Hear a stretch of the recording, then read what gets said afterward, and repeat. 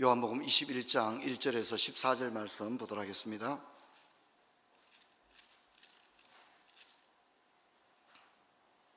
제가 읽겠습니다.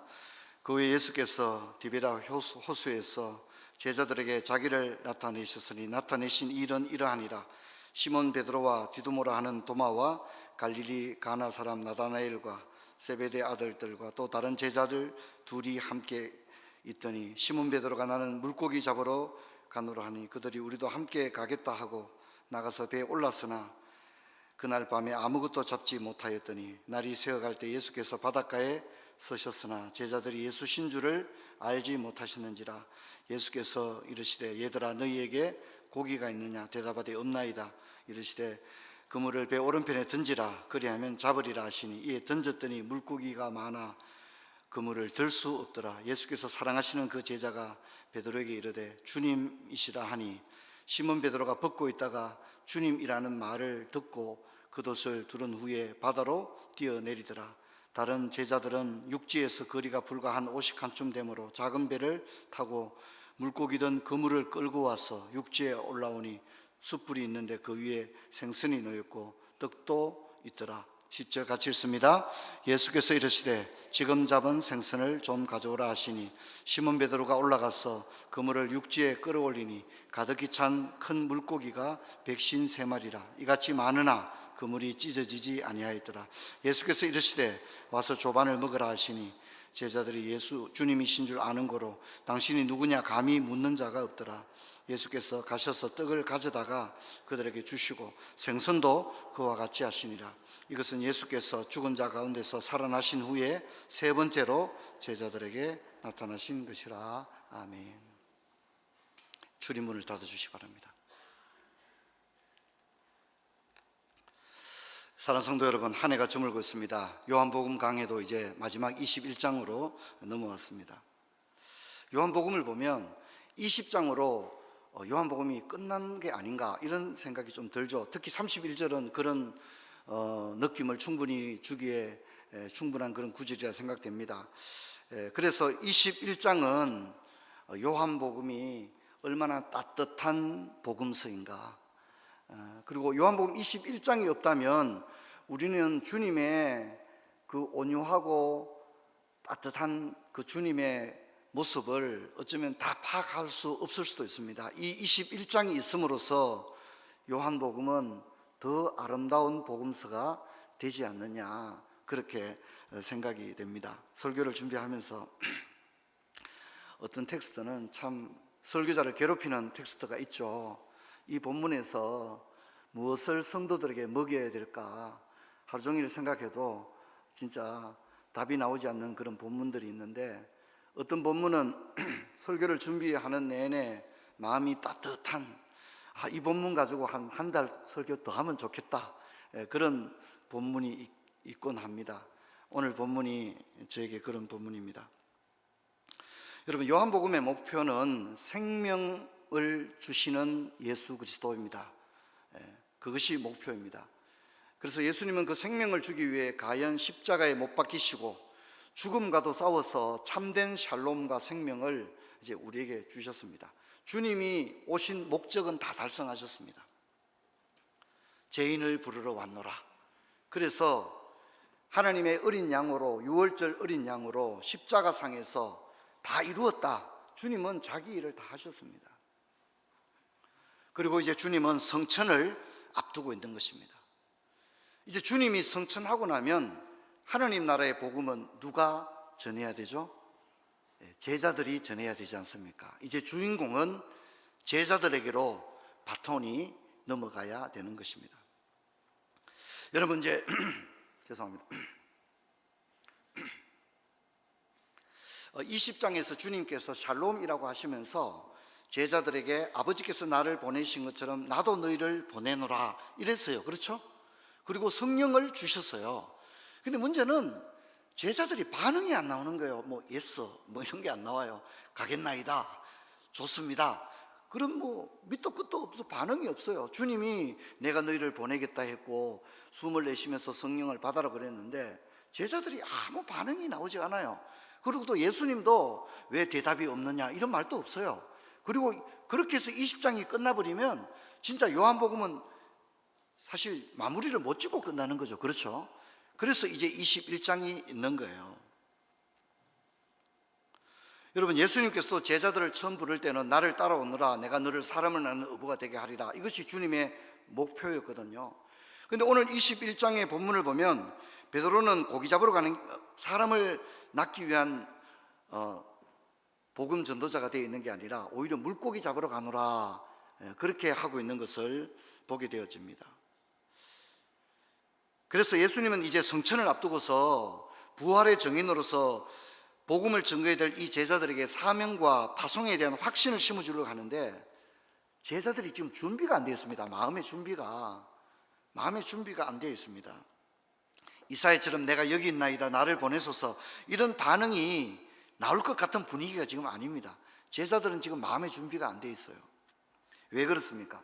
먼저 베드로를 생각해 보면, 베드로는 예수님을 3번이나 부인했고 그 실패에서 아직 벗어나지를 못하고 있어요. 그 실패라고 하는 무거운 짐을 훌훌 벗고 그 사도로서의 어떤 역할을 해야 되는데, 아직 베드로는 짓눌려 있는 거예요. 실패에 짓눌려 있는 거예요. 또 다른 제자들도 마찬가지죠. 예수님을 버리고 도망을 쳤고, 야, 우리가 사도로 자격은 있나? 예수님 제자 3년 다녔는데 예수님 못 본 채 하고 도망가고 실망 안겨드렸는데, 야, 예수님 우리를 제자로 생각이나 하시겠나? 야, 우리 자격을 상실한 거 아닐까? 이런 이제 그런 마음의 상태에 있는 겁니다. 그래서 이들은 자신감을 회복하지 못하고 사도로서의 자격이 여전히 유효한가 하는 그런 데 대해서 회의적이었습니다. 지난번 20장에서 예수님은 의심하는 도마에게 아주 세심하게 다가가셨잖아요. 그렇죠? 그랬던 것처럼 오늘 베드로와 제자들에게 따뜻한 태도로 예수님은 다가가고 있습니다. 저는 이 부분이 너무 인상적이어서 제가 뭐 그림을 좀 그릴 줄 안다면 이렇게 스케치를 하고 싶어요. 주님이 해변에서의 주님의 제자들과의 아침, 주님은 해변에서 아침을 숯불을 굽고 계시고 베드로와 제자들은 만선이 되어 그물이 찢어질 정도의 그 고기를 끌고 해변으로 끌어올리는 장면 정도면 진짜 멋진 그림이겠죠. 시간적으로는 어떻게 되죠? 밤새도록 고기 잡았으니까 새벽입니다. 아침을 먹는 시간이니까 그렇게 되겠죠. 제가 이렇게 좀 음악에 조예가 있다면 이런 걸 음악으로 만들면 얼마나 멋질까요? 그렇죠? 우리 아까 불렀던 그 찬양도 19세기에 나온 찬양인데, 그런 생각을 해요. 어떻게 19세기에 이렇게 멋진 찬양을 만들었지? 이런 생각. 현대에 우리가 불러도 너무 멋지잖아요. 다만 이제 단조로 되어 있기 때문에 좀 아쉬운 점이 있지만 그런 마음을 가져봅니다. 자, 여러분, 20장과 21장은 상황이 완전히 달라요. 먼저는 20장은 배경이 예루살렘이었다는 점이에요. 예루살렘. 우리로 치면 우리 대구 사람들인데 갑자기 우리가 뭐 저기 서울의 광화문에 가 있는 거예요. 좀 느낌이 다른 거죠. 그죠? 우리가 사는 곳은 그 광화문이 아니잖아요. 우리는 대구 사는 사람이잖아요. 근데 제자들은 갈릴리가 아닌 20장에서 전개되었던 모든 이야기, 물론 이제 베드로가 예수님을 모른다 부인했는 게 갈릴리에서 부인한 게 아니에요. 뭐 예루살렘은 베드로의 본거지가 아니잖아요. 그죠? 거기서 두렵기도 하고 낯설기도 하고, 그래서 주님을 부인했던 그런 부분들이죠. 하지만 21장은 갈릴리에서의 이야기입니다. 갈릴리에서의 이야기입니다. 예수님은 6월절 예루살렘에 올라가셨고 예루살렘에서 십자가에 죽었습니다. 무덤도 예루살렘에 있었습니다. 부활도 예루살렘에서 했습니다. 부활하신 예수님은 예루살렘에서 제자들에게 나타났는데, 우리가 14절을 보면 예수님이 부활하신 후 3번째 제자들에게 나타났다 이렇게 나오거든요. 그래서 2번은 예루살렘에서 나타났고 이 3번째가 지금 갈릴리 해변에서 나타난 겁니다. 여러분, 제자들은 갈릴리 사람들이고 어부들입니다. 제자들에게 예루살렘은 자신의 삶의 무대가 아니었습니다. 예루살렘은 정치의 중심지요 종교의 중심지입니다. 그러니까 제자들은 단지 갈릴리 어부들입니다. 한때 제자들은 예수님이 유대인의 왕이 될 거라고 생각했고 자신들에게도 어떤 기회가 있지 않을까 이런 생각을 했죠. 제자들은 그 모든 것이 헛된 생각임을 알게 되었고, 그리고 부활의 주님을 만났습니다. 부활의 흔적을 눈으로 보고 손으로 만졌습니다. 그리고 자신들은 생각하기를 우리는 예루살렘에 어울리는 사람들이 아니야. 우리는 시골 사람들이야. 우리는 갈릴리 사람들이야. 그리고 실제로 예루살렘에 이들의 집이 있는 것도 아니고, 그렇죠? 그러니까 이들은 생각할 때 우리는 예루살렘과 어울리지 않아, 이런 생각을 했던 것 같습니다. 그래서 21장 1절을 보면 이렇게 나옵니다. 며칠 후에, 이렇게 나오죠. 예수님이 부활하신 다음에 40일을 계셨으니까 이 며칠 후라는 것은 아마 일주일이나 이렇게 그렇게 되겠죠.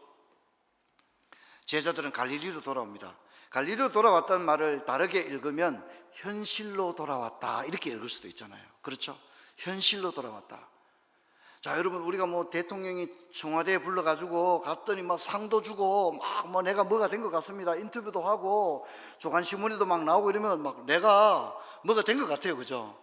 근데 KTX 타고 동대구에 내려가지고 집에 와가지고 아침에 이렇게 눈을 떠보면 뭐로 돌아오는 겁니까? 현실로 돌아오는 거잖아요. 그죠? 달라진 건 없는 거예요. 그죠? 어제 청와대 갔다 와도 난 달라진 게 없는 거죠. 지금 제자들이 그런 거예요. 마치 일장 춘문과 같은 거예요. 현실로 지금 돌아온 거예요. 삶의 자리로 돌아온 것입니다. 이런 제자들의 모습은 21장 초반부에 나타납니다. 베드로를 비롯한 도마와 나다나엘 제자들은 베드로의 제안을 따라 물고기를 잡으러 가고 있습니다. 때는 밤이었습니다. 밤에 고기를 잡는다고 합니다. 밤에 고기가 많이 잡히고 밤새도록 잡았던 신선한 고기는 아침이나 새벽 어시장에서 비싼 금액에 팔릴 수 있기 때문에 밤에 고기를 잡으러 간다고 합니다. 근데 한 마리도 잡지를 못했습니다. 이때 예수님이 나타났습니다. 갈릴리 해변입니다. 그러니까 예수님은 해변에 서 계시고 제자들은 갈릴리 호수 배 안에 있으니까 서로 알아볼 수 있는 거리는 아니었다고 생각되어집니다. 예수님이 큰 소리로 외쳤겠죠. 큰 소리로 얘들아 고기가 있느냐, 이렇게 큰 소리로 외쳤으라 생각합니다. 들렸다는 얘기죠. 그죠? 없나이다. 예수님이 뭐라고 말하죠? 얘들아, 이렇게 얘기합니다. 매우 사랑스러운, 그죠? 매우 사랑스러운 표현으로 얘들아, 그렇게 얘기합니다. 제자들은 고기가 없다고 말합니다. 그리고 예수님은 그물을 배 오른편에 던지라, 그렇게 합니다. 던졌더니 물고기가 많아 그물을 들 수 없는 정도였습니다. 근데 이때까지도 아직 제자들은 예수님을 알아보지를 못하고 있어요. 그냥 누가 오른편에 던지라 그러니까 던졌는데 엄청난 물고기를 잡게 되었죠. 그리고 그물이 찢어질 정도의 고기가 잡혔을 때 그들은 생각했습니다. 정신없이 그물을 당기다가 이런 기적을 행하실 분은 우리 주님이 아니고서는 이런 일을 행할 분이 없다. 그렇다면 저 해변에 물끄러미 서서 우리에게 소리를 쳤던 저분은 누구라는 거죠? 주님이라는 거죠. 그래서 이제 여기 보면 7절에 보면 예수께서 사랑하시는 그 제자가 베드로에게 이르되 주님이시라 하니, 근데 예전, 요게 이번 번역이고 이건 개역 개정 번역입니다. 예전 개역 한글 번역은 주시다, 이렇게 나옵니다. 주시다, 이렇게 나오죠. 그죠? 주님이다, 이렇게 외쳤습니다. 그걸 외친 사람이 누굽니까? 요한입니다. 요한이 이것을 외쳤습니다. 7절에 보면 예수께서 사랑하시는 제자가 요한이죠. 이 말을 들었을 때 그제야 그들은 맞아. 그리고 이들은 이미 이전에도 그렇게 고기를 많이 잡아본 경험이 있잖아요. 그죠? 그러니까 이건 주님이야. 주님이야. 이들은 이제 주님이 예루살렘에 있다고 생각했는데 주님이 갈릴리로 오신 거죠. 사실은 주님이 갈릴리에서 너희들을 만나겠다는 약속도 한 적이 있죠. 그렇죠? 그래서 이제 생각이 난 거예요. 이런 게 정신없이 그물을 올리다가 생각이 난 거죠. 야, 주님이다, 이렇게 생각이 난 거예요. 자, 그러자 베드로는 바다에 뛰어내려 예수님께 헤엄쳐 갑니다. 다른 제자들은 그물을 끌고서 서서히 해변을 향해 다가왔습니다. 베드로가 얼마나 주님을 만나고 싶었으면 그렇게 헤엄을 쳐서 주님께 갔겠습니까? 해변에서 첫 만남이 이루어지는데 이 해변은 예수님과 제자들의 첫 만남을 기억하게 해주는 그런 모티브가 됩니다. 숯불은 베드로가 예수님을 부인할 때 불을 피워놓고 있었잖아요. 그죠? 그것을 생각나게 해주는 것이고, 생선과 떡은 오병이어때를 생각나고 최후의 만찬도 생각나는 그런 것입니다.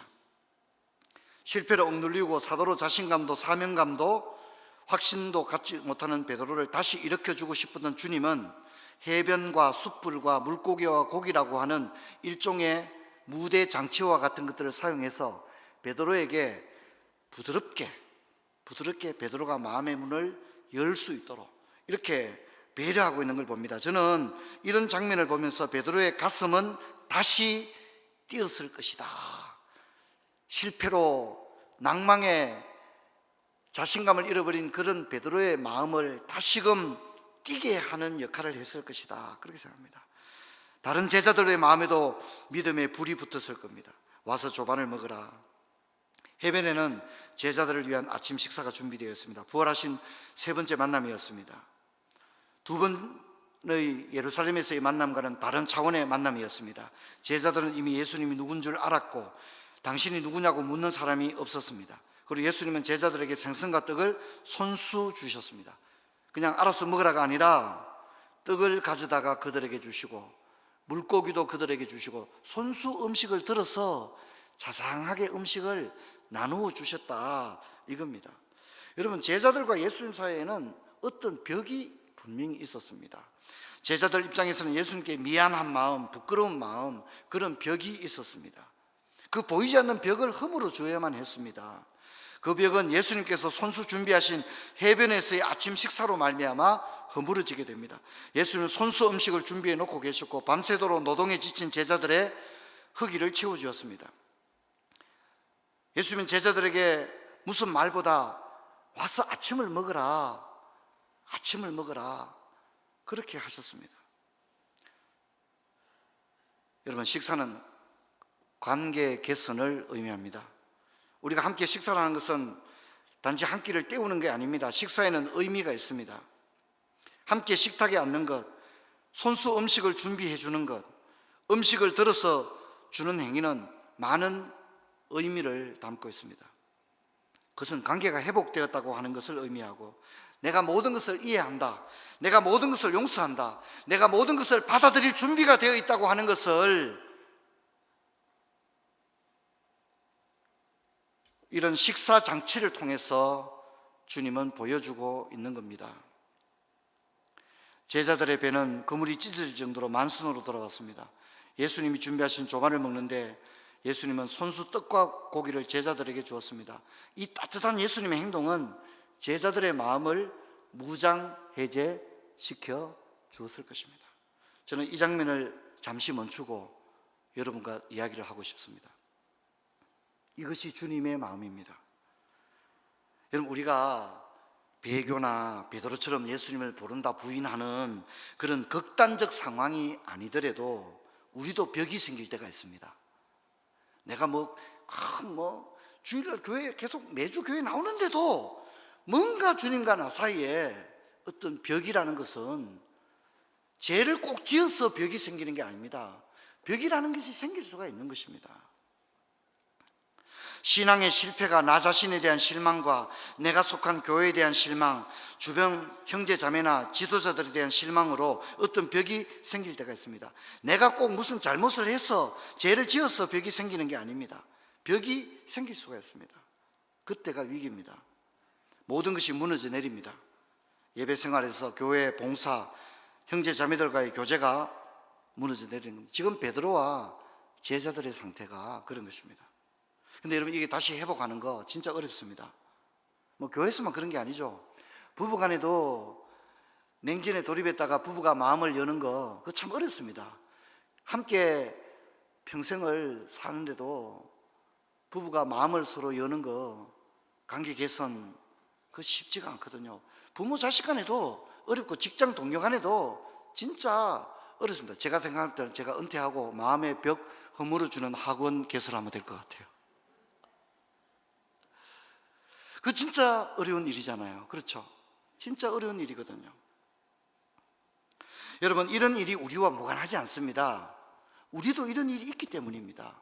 어쩌면 지금도 우리가 많은 벽들이 있을 수가 있거든요. 누구나 신앙생활에 벽을 느낍니다. 근데 저는 오늘 이 본문이 저와 여러분에게 위로가 되기를 주의 이름으로 축원합니다. 우리가 모든 관계 개선이 성공하는 건 아니잖아요. 그렇죠? 그렇지만 적어도 우리 주님은 이런 분이라는 것입니다. 이것이 예수님의 방식입니다. 베드로는 예수님을 부인했기에 사도로서 자격을 잃었다고 생각했을 수 있습니다. 그러나 이런 베드로를 먼저 찾아오시고 먼저 손을 내밀어 주시고 다시 일으켜 주신 분이 주님입니다. 사랑하는 성도 여러분, 실패하고 자신감마저 잃어버리고 사도로서 자격조차 없다고 스스로 실망한 베드로를 찾아오셔서 아침을 준비해 주시고 손수 고기와 떡을 준비하시고 베드로에게 고기를 직접 전해주시던 그 주님은 여러분에게도 동일한 태도로 여러분이 다시 일어날 수 있다면 주님은 가장 따뜻한 아침 식사를 우리를 위해 준비해 주실 것입니다. 데살로니가후서 3장 13절 이렇게 말합니다. 형제들아 너희는 선을 행하다가 낙심하지 말지니 라고 얘기합니다. 신앙의 여정길에 낙심이 될 때가 있습니다. 지치고 힘이 부딪힐 때가 있습니다. 그때 주님은 여러분이 일어나기를 원하십니다. 신앙의 벽은 인간적으로는 해결이 안 됩니다. 사람의 위로 몇 마디로는 안 됩니다. 여러분 그때 사람 만나서 해결하려고 하지 마십시오. 주님께 나가야 합니다. 주님 내 손 잡아주세요. 주님 저를 다시 일으켜 주세요. 내 입에 찬송을 다시 넣어주시고 내 입에 기도를 다시 넣어주세요. 제 가슴이 다시 뛰게 해주세요. 당신의 교회와 형제 자매들을 예전처럼 사랑할 수 있게 해주세요. 다시 찬양대도 서게 하시고 가지 모임에도 나가게 하시고 목사님과 함께 양육도 받게 해주세요. 그렇게 기도하시길 바랍니다. 베드로전서 5장 6절은 그러므로 하나님의 능하신 손안에서 겸손하라. 때가 되면 너희를 높이리라. 그렇게 생각합니다. 성도 여러분, 올해도 숙제 다 못한 것도 많고 기도 응답 다 못 받은 것도 있으실 테고 이렇게 하리라 저렇게 하리라 했는데 뜻을 이루지 못한 것도 계시지만 여러분 하나님의 능하신 손 아래 겸손하십시오. 때가 되면 더 많은 것으로 채워질 줄로 믿습니다. 아멘이 좀 커야 됩니다. 할렐루야. 그런 신실하신 주님을 신뢰하시고 내년에는 주님이 더 큰 은혜를 내게 주실 거야. 그 마음을 가지고 나아가는 그런 저와 여러분 모두가 되시기를 주의 이름으로 축원합니다. 자리에서 일어나겠습니다. 아버지 감사합니다. 베드로에게 따뜻하게 다가오시고 자신감을 잃어버린 제자들을 어떻게 하면 다시 일으켜 줄까? 주님의 그 따뜻한 태도를 통해서 은혜를 받고 위로를 받습니다. 주님, 저들도 자신감을 잃어버릴 때가 있습니다. 또 벽이 생길 때가 있습니다. 오늘 주님을 통해서 이 주님을 향해 은혜의 보좌 앞으로 늘 나가게 하시고 주님이 주시는 그 힘으로 다시 일어서는 부초의 모든 성도님들 되게 하여 주옵소서. 주 예수 그리스도 이름으로 기도하옵나이다. 아멘.